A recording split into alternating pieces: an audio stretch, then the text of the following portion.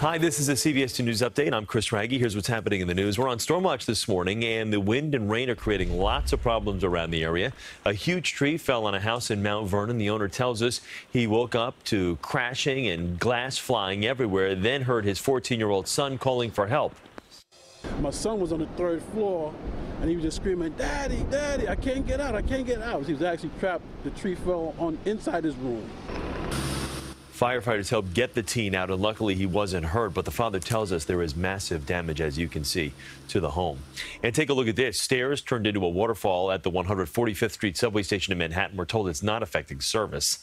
When will things clear up? Let's get over to John right now in the Weather Center with an update on your forecast. May not be affecting service, but I'm sure it's affecting the commuters. Two horrible stories. All right, it is better this afternoon, but right now, 11 o'clock observation out of the park, 46 with rain and fog. Wind, a real menace. It's an east-northeast wind of 35. Quick snapshot of the temperatures. It's raw, it's cold, warmer for the Jersey Shore and Long Island, but with this wind, this persistent wind, it feels a lot colder, not comfortable, and yeah, you're not imagining things. A lot of rain. Even in the city, over 3 inches of rain. This is contributing to this flash flood warning that you see in the dark, the bright shaded areas, I should say. That's a watch north and west, and it's more of a flood warning for central Jersey as well. Things will improve this afternoon, but you are still dealing with those passing showers and thunderstorms. Look at Stamford over into Westchester County, and then follow that line into Suffolk County, seeing some of the worst of it with thunder and lightning. That's why you're able to see these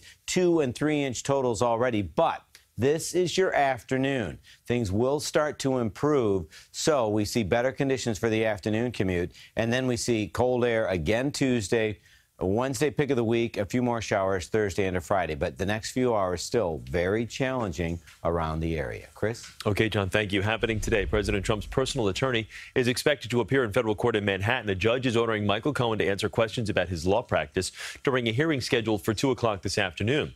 Last week, FBI agents seized materials during raids of his office, apartment, and hotel room. The attorney for Stormy Daniels, the woman who says she was paid $130,000 by Cohen to keep her affair with the president quiet, will also attend the hearing.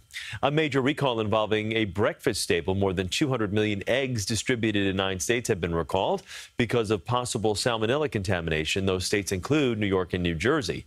The Food and Drug Administration says the eggs were shipped from Roseacre Farms in North Carolina. Check your cartons for the plant number P1065. They were delivered to restaurants like Waffle House and grocery stores, including Walmart.